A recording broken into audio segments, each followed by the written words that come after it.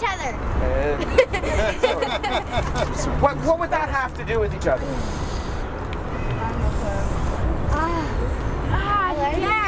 It's Sunday night. It's tough stuff. It's tough stuff, yeah. No, I just learned it by myself. Okay, the connection Well, you is swear this. on the Bible. God says that he's a lawgiver and he's laws. Canadian law is actually based on the Ten Commandments. Bet you didn't know that, right? Well, it says, thou shalt not murder, and guess what? In Canada, it's illegal to murder people. Thou shalt not steal, and we're not allowed to steal. It says, thou shalt not bear false witness, and if we're in court and we tell a lie, we're in contempt of court, we go to jail, no matter if the guy we're lying about is innocent or guilty. Right? True. Canadian law, 10 Commandments, very simple. Is anybody here, for $5 that I just offered you, willing to see if they've kept the 10 Commandments? Oh, God. I think so. And the stop! Not you guys, sorry.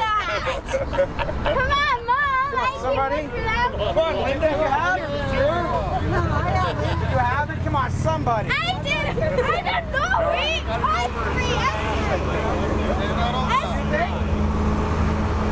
don't know! You're getting the concept here. Come on, somebody. Mom! Does anybody, do you think you've kept the 10 Commandments? $5, give it a try. I'll try. Okay, us three will I'm sorry, I want to ask some really tough questions. All right, let's go, guys. Yeah. Come on. Come on, somebody's kept them. Has anybody kept the 10 Commandments? Okay, so what's the consequences? Do you guys know what the consequences are if you haven't kept them?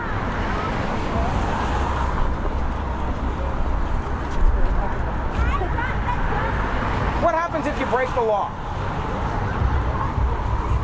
Depending on how serious it is, you either get a fine or you go to jail for a certain amount of time. Okay, so part of the law prescribes what the penalty is if you break that law, right? Yeah. If I go through this stoplight, I gotta pay $250, whatever it is there. I'm from Halifax, so whatever it is here in Ottawa. If I kill somebody, I gotta go to jail, right? So the lawgiver, we're talking about the supremacy of God in the Constitution Act, supremacy of God, and the rule of law, and the connection of these two. The lawgiver says that if you break the law, the punishment is death. So you guys, none of you were willing to say that you have kept the law.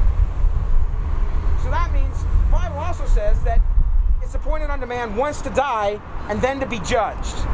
So if we've all broken the law and we're going to be judged, and the penalty for breaking the law is death, we're in rough shape, right?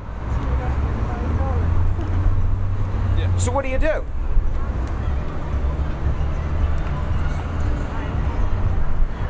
you lie, you break the law.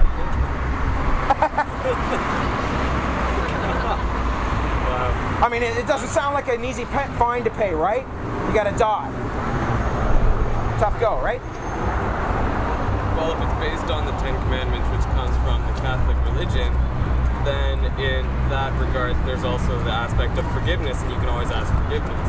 Right, okay, so let's say I'm guilty of murder. I murdered somebody last year. Judge knows it, I know it. All the witnesses own it. I can't even stand up in front of a crowd, deny it. I go, yeah, dude, I blew that one. I killed somebody. But, Judge, you're a good judge. You know me, I grew up around you, you've seen me my whole life. Wouldn't you forgive me? You're a good guy, right? We don't want that kind of judge in our courts, do we? Because the streets aren't going to be very safe. God's sort of like that. God says, I cannot lie. So if he says that the soul that sins will perish, and then he just brushes off sin like it's no big deal, it makes God a liar. So we have an inconsistent God, and everybody goes, oh, the Bible's wrong, and blah, blah, blah. There's no reason, and you can walk away.